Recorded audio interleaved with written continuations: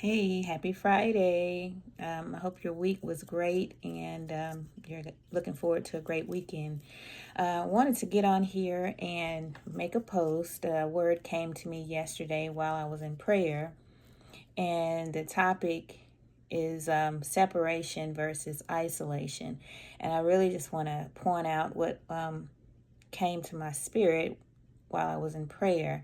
And basically, that's the difference between separation and isolation.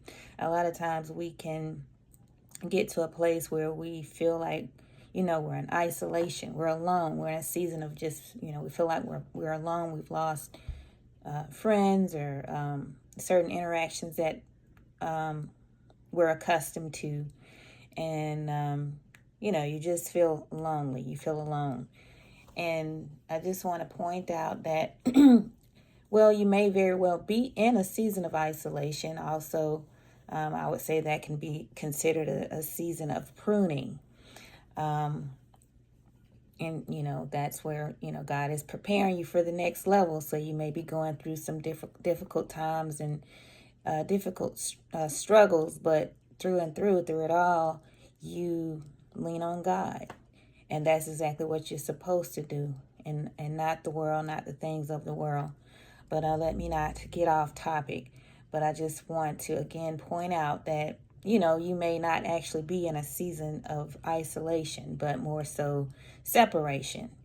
And so I actually have something that I'm going to read here because I wrote it down, or rather, I texted as soon as it hit my spirit. But at the time, I couldn't make a post. So here it is: seasons of separation versus isolation.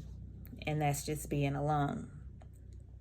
Isolation can be an actual isolation or a state of mind. I say this because when you start losing familiar friends, you can convince yourself that you have no friends or deep relationships anymore. You no longer have anyone to connect to on a deep level. You don't have those same friends that, you could look at each other and read each other like a book without saying a word. You miss those connections and you feel like, wow, I don't have that anymore, so I must be in a season of isolation. All the while, what you're really experiencing is a season of separation. You're seeing God remove people out of your life that aren't meant to move forward on the journey that God has predestined over your life. These people just don't align with your purpose and the calling over your life. The separation may be temporary. Lost my place. The separation, my God, where did I go? The separation may be temporary or permanent. But what happens when you're separated from these people, you feel a loss. And so feelings of grief come with when you lose someone, right? But what we fail to do in this moment is to acknowledge the new people and friendships, new things, experiences, and the list really can go on that God has added to your life.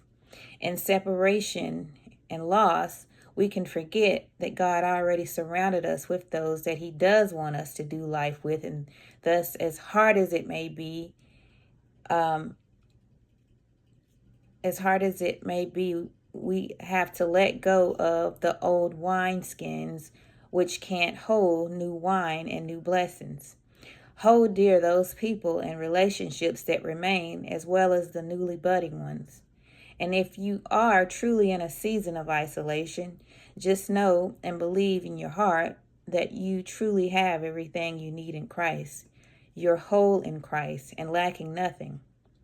Where you're weak, He's strong.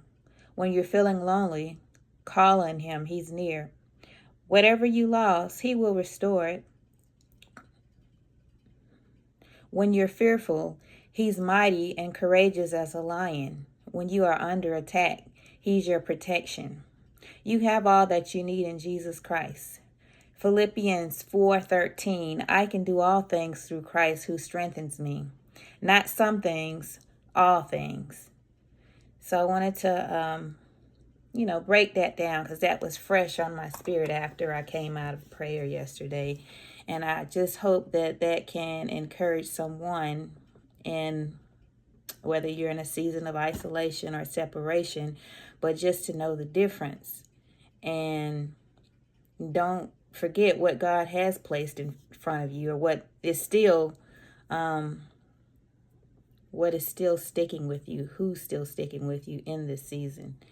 And, you know, just know the difference and hold tight to God in whichever season that you are in. But just know either way, you're whole in Christ. You're not missing anything. You're not lacking anything. And what He has for you is way better than what you could ever imagine.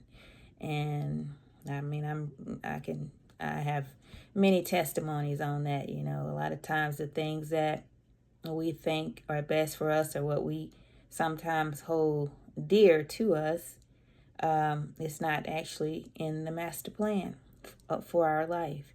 And again, like I said, some things are temporary and some things are permanent. But, you know, God will reveal things to you in a way that He does. So I just wanted to make sure I got that word in, and, you know, hopefully it will encourage someone, and just to know the difference, you know. So enjoy the rest of your Friday. Enjoy your weekend, and I will talk with you soon.